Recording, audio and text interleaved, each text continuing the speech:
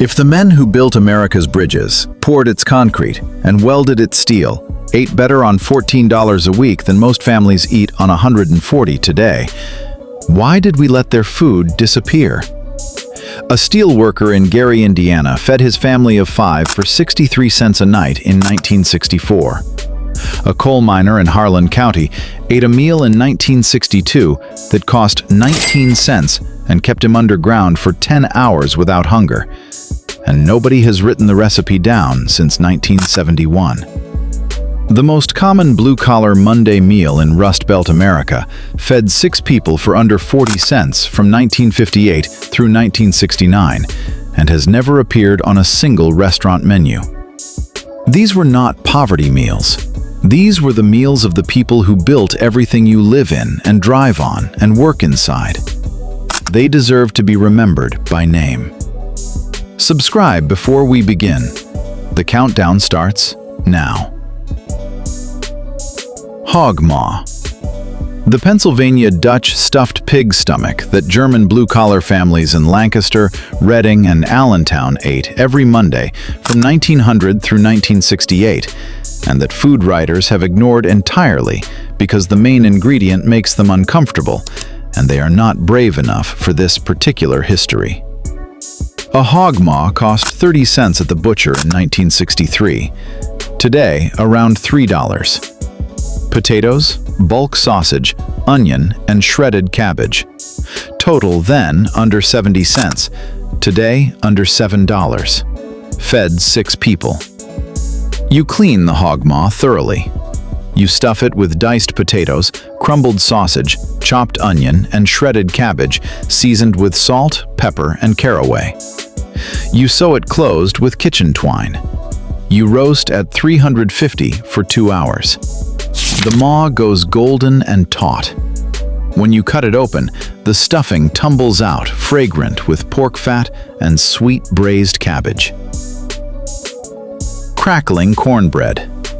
Not regular cornbread, crackling cornbread, made with rendered pork fat bits that turn every bite into something simultaneously rich, salty, and deeply satisfying in a way no modern cornbread recipe has ever replicated. Pork cracklings cost 10 cents a pound in 1962.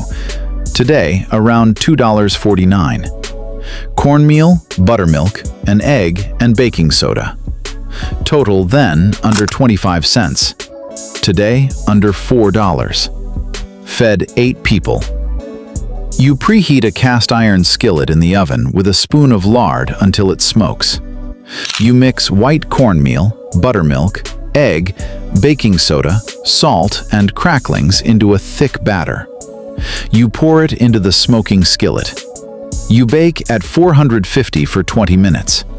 The bottom crust goes dark and crackling crisp. The inside stays dense and tender. The pork fat perfumes every single bite. Crackling cornbread came from Southern black and Appalachian white kitchens in the 1800s. By 1962, it was the standard Friday supper bread in working-class homes across Alabama, Mississippi, and Tennessee. Neckbones and rice. The meal that used the cheapest cut at any butcher, the neckbones everyone else walked past, and slow-cooked them into a broth so rich it turned plain white rice into something that tasted like it cost 10 times as much. Pork neckbones cost 19 cents a pound in 1963. Today, around $2.49. Long grain rice, onion, garlic, and a bay leaf. Total then under 30 cents. Today, under $4. Fed 4 people. You brown neck bones in a heavy pot until the exterior goes dark and caramelized. You add diced onion, garlic, a bay leaf, and enough water to cover. You simmer for 2 hours. You cook rice directly in the broth. The rice absorbs the pork fat and turns golden. Meat falls in small threads throughout every bowl. Neckbones and rice came from Southern black cooking tradition in the early 1900s and spread through blue-collar communities in Chicago, Detroit, and Cleveland during the Great Migration. 19 cents. The cut every butcher had left over. The meal nobody who ate it ever forgot. Tomato gravy over biscuits. Not red sauce, not marinara. Tomato gravy. The Southern working-class breakfast and supper dish made from canned tomatoes, a bacon fat roux, and rendered drippings that appeared on blue-collar tables from Virginia to Texas every morning from 1945 through 1968. A can of tomatoes cost 8 cents in 1962. Today, around $1.29. Flour, bacon drippings, milk, and canned biscuits. Total then under 20 cents. Today, under $3. Fed 4 people. You render bacon drippings in a cast-iron skillet. You whisk in flour and cook the roux until it smells nutty and dark. You add crushed tomatoes with their juice and a splash of milk. You stir until it thickens into a red gravy. You split hot biscuits and ladle the gravy heavy over them. The gravy is red and thick. The biscuit soaks it up from underneath and disappears into it. Tomato gravy came from Appalachian cooking tradition in the 1800s. By 1962, it was the working-class breakfast of choice across Tennessee, Alabama, and Mississippi for families who could not afford bacon every morning. Corn pone. Not cornbread made in a pan, corn pone. The hand-shaped patties of cornmeal and water fried in cast iron that required no eggs, no buttermilk, no oven, and fed Appalachian and Southern working families as daily bread from the Civil War straight through 1968. White cornmeal cost 3 cents a cup in 1962. Today, around 20 cents. Water, salt, and bacon drippings. Total then under 5 cents per serving. Today, under $1. Fed 4 people. You mix white cornmeal with enough boiling water to make a stiff dough. You add salt. You shape the dough into thick oval patties with your bare hands. You fry them in hot bacon drippings in a cast iron skillet for 4 minutes per side. The outside goes dark gold and hard crisp. The inside stays dense and slightly gritty in a way that is entirely its own. Corn pone came from Native American cooking traditions adopted by Southern settlers in the 1600s. By 1962, it was the daily bread of Appalachian families from West Virginia to Georgia who needed no oven and no ingredients beyond cornmeal and water. No eggs, no buttermilk, no oven.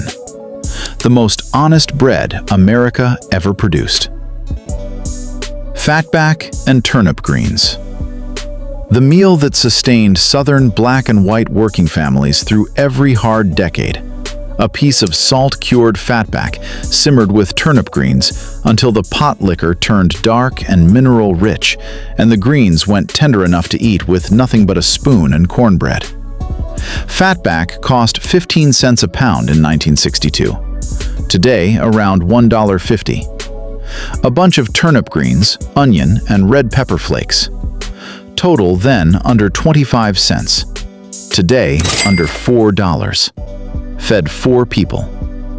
You score the fatback and render the fat in a heavy pot for 5 minutes. You add cleaned greens, diced onion, red pepper, and enough water to cover. You simmer for 90 minutes without rushing it. The pot liquor turns dark and smoky. The greens go completely tender. The fatback dissolves into the broth. Fatback and greens came from West African and Southern American cooking traditions carried through slavery and into freedom. By 1962, it was Tuesday supper in working-class black households from Mississippi to Michigan. 15 cents. The meal that fed the people who built the South. Here is something nobody says out loud. The men who ate these meals built everything. They poured the concrete and welded the steel and assembled the cars and mined the coal that made the American economy run for 30 years after World War II.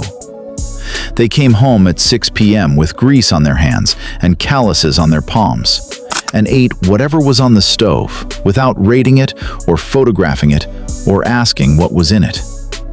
They ate in 15 minutes and went to bed because the shift started at 5:30 in the morning. Their wives cooked these meals without recognition, without appreciation, and without complaint for 30 years straight. The food kept those men alive and working. The men built the country. The women fed the men. That chain has never been properly acknowledged. Not in food media, not in history books, not in a single cookbook that costs more than $20. Tonight, we acknowledge it, one meal at a time. Scrapple. The pressed breakfast meat made from pork scraps and cornmeal that German settlers brought to Pennsylvania in the 1680s, and that blue-collar families in Philadelphia, Baltimore, and Wilmington ate every morning until fast food breakfast replaced it completely and permanently. Pork scraps cost 15 cents a pound in 1963. Today, around $1.50. Cornmeal, sage, thyme, and black pepper. Total then under 25 cents. Today under $3. Fed 6 people. You simmer pork scraps until tender and shred the meat. You return it to the broth and whisk in cornmeal, cooking and stirring until thick. You season with sage, thyme, salt, and black pepper. You pour into a loaf pan and refrigerate overnight. You slice it cold and fry in butter until the exterior goes deeply golden and crackles. The crust is dark and hard. The interior is dense and spiced. The sage smell fills the kitchen.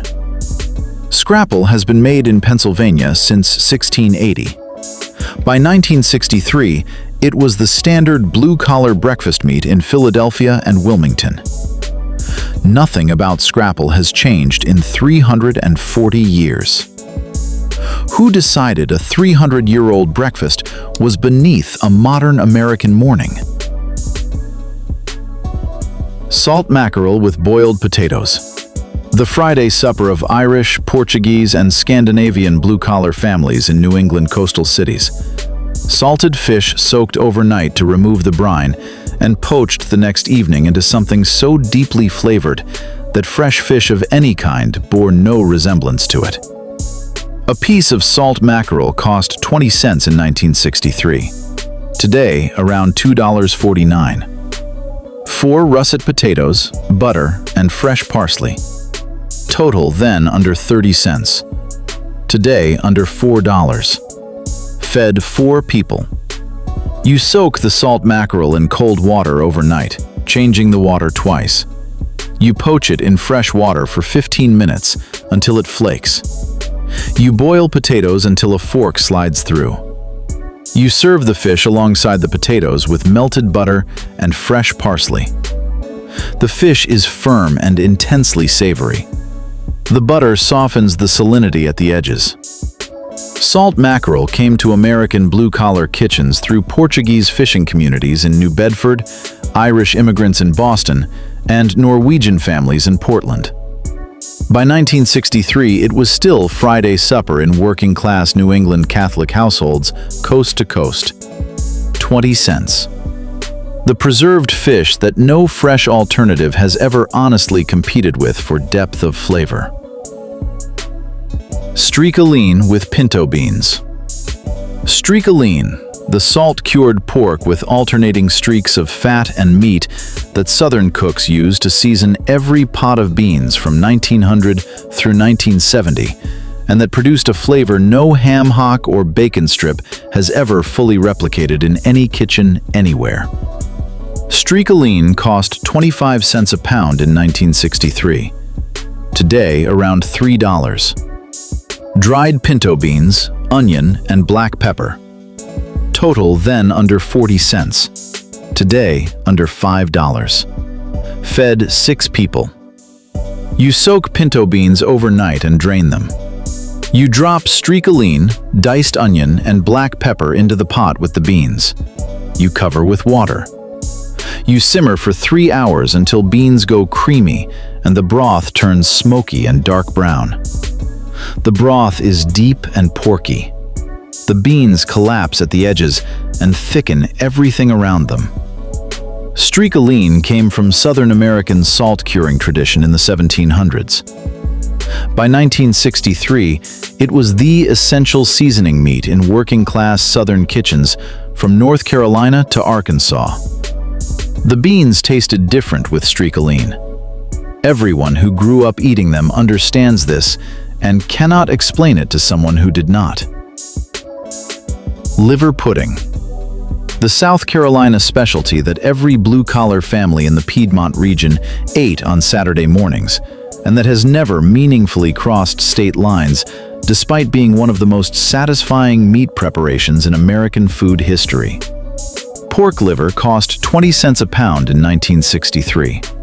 Today, around $1.50. Pork scraps, cornmeal, sage, and red pepper. Total then under 30 cents.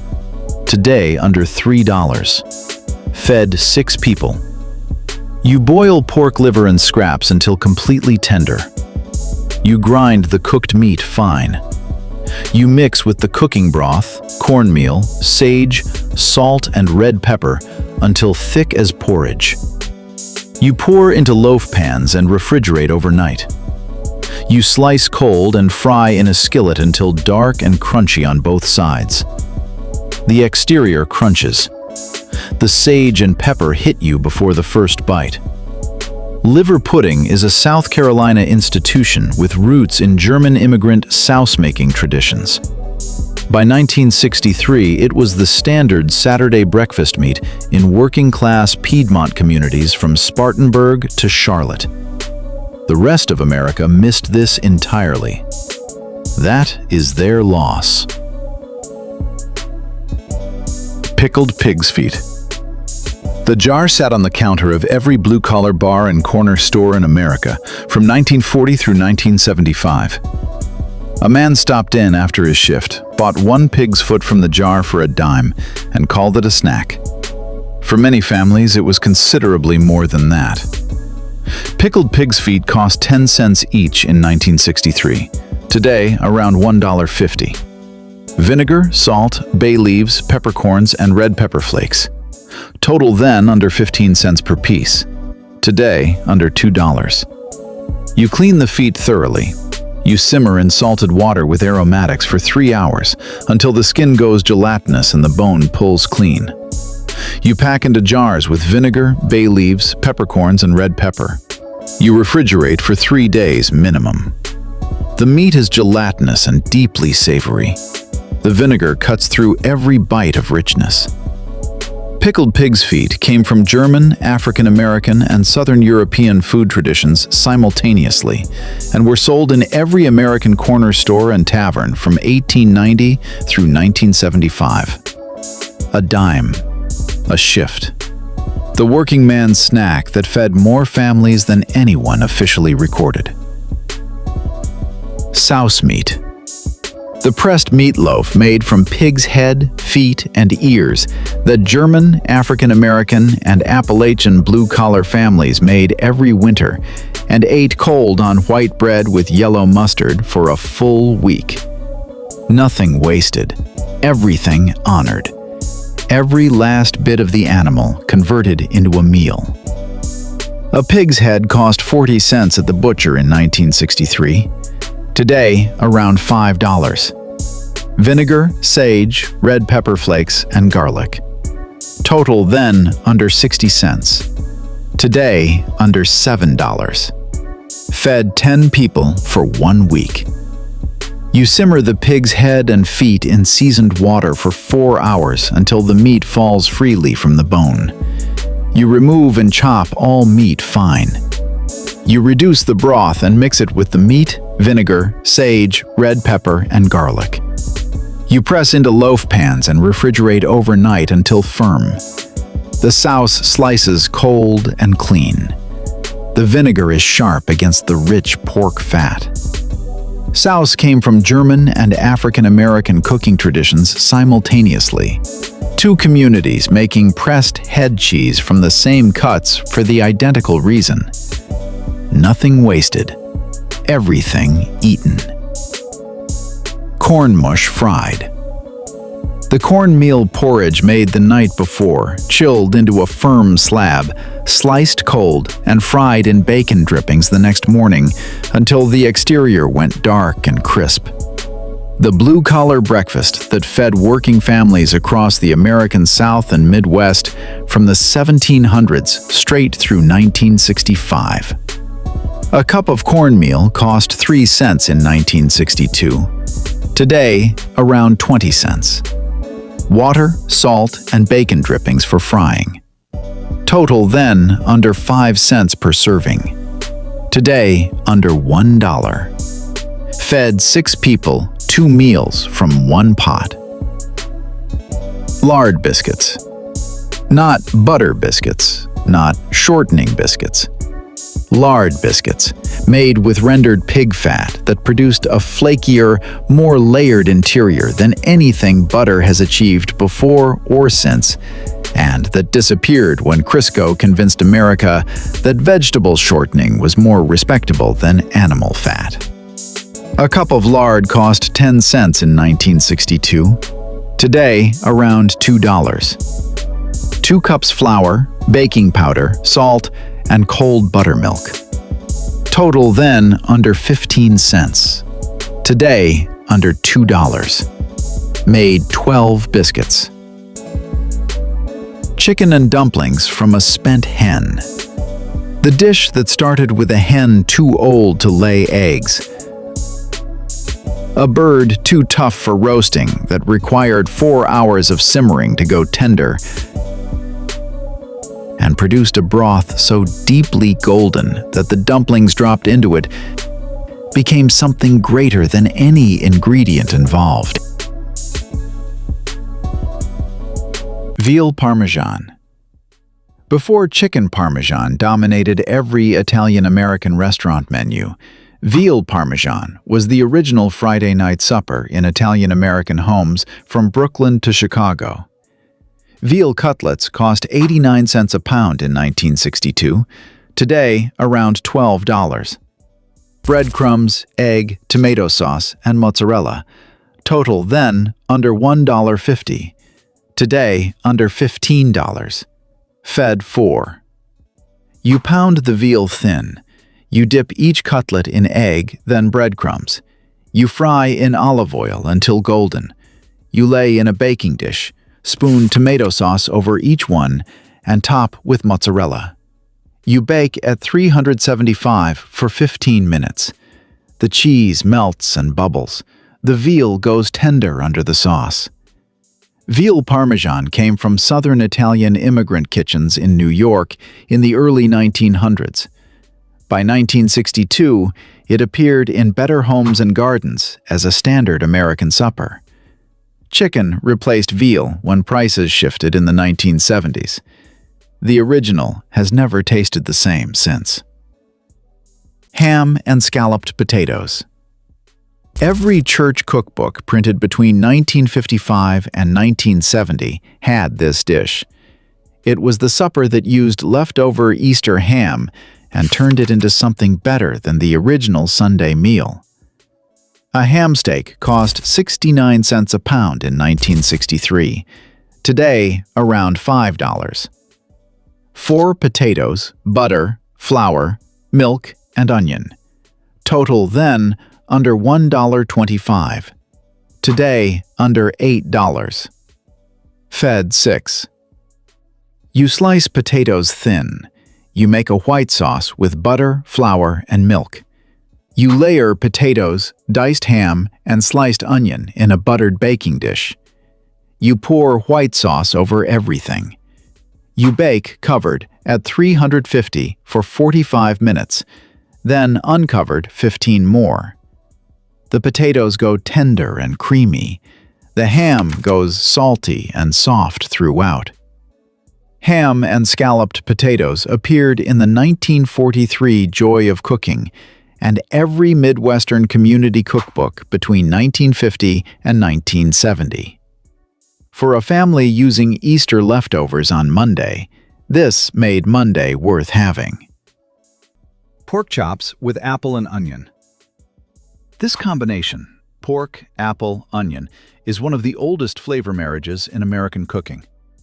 By 1962, it had been on American tables for 200 years and was already being forgotten. 4 pork chops cost $1.19 in 1963.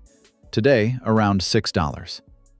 2 apples, 1 large onion, butter, and chicken broth. Total then under $1.75. Today, under $10. Fed 4. You brown the chops hard on both sides. You remove them. You cook sliced onion in the drippings until golden. You add sliced apple and cook 2 minutes. You nestle chops back in, pour in broth, cover, and simmer 30 minutes. The apples go soft and sweet. The chops go completely tender. This dish appeared in American cookbooks as far back as 1796 in Amelia Simmons' American Cookery. By 1962, it was standard in every Midwestern church cookbook from Ohio to Iowa. Chicken livers with mushrooms.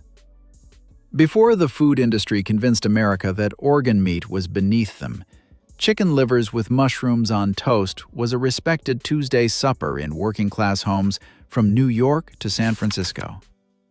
A pound of chicken livers cost 29 cents in 1962. Today, around $2.49. A pound of mushrooms, butter, onion, and sherry. Total then under 75 cents. Today, under $8. Fed 4. You slice onions thin and cook them slow in butter until golden. You add sliced mushrooms and cook until dark. You add the chicken livers and cook 4 minutes per side until just cooked through. You splash sherry in and let it reduce 30 seconds. Lobster Newberg. Before lobster became a luxury restaurant item, Lobster Newberg was a sophisticated home supper that appeared in 1960s American cookbooks as an achievable Friday night meal for a family on a careful budget. A pound of lobster meat cost $1.29 in 1963. Today, around $30. Heavy cream, egg yolks, sherry, and butter. Total then under $2. Today, under $35. Fed 4. You melt butter in a double boiler. You add cooked lobster meat and warm it through. You whisk egg yolks with heavy cream and pour the mixture in slowly, stirring constantly until the sauce thickens to a rich velvet. You add sherry and a pinch of cayenne. You serve over toast points. The sauce is golden and impossibly rich. The lobster stays tender. Lobster Newberg was invented at Delmonico's restaurant in New York City in 1876. By 1962, it appeared in the Joy of Cooking as a home recipe. Today, it exists only in white tablecloth restaurants at $40 a plate. Veal scallopini. Thin veal in a lemon and white wine pan sauce that Italian-American mothers in New York and New Jersey made in 15 minutes on a Thursday night, and that tasted like a restaurant meal on a 60-cent budget. Veal scallopini cost 79 cents a pound in 1963. Today, around $11. Flour, butter, lemon, white wine, and capers. Total then under $1. Today, under $14. Fed 4. You pound veal slices paper thin. You dust them lightly in flour. You sear them fast in foaming butter, 90 seconds per side. You remove them. You deglaze the pan with white wine and lemon juice. You stir in capers and pour the sauce over the veal. The veal is pale gold and tender. The sauce is bright and buttery. Veal scallopini came from northern Italian cooking in Lombardy and entered American cookbooks through Italian immigrant communities in New York by the 1940s. By 1963, it appeared in the New York Times cookbook. 15 minutes, under $1. A Thursday night that tasted like Milano.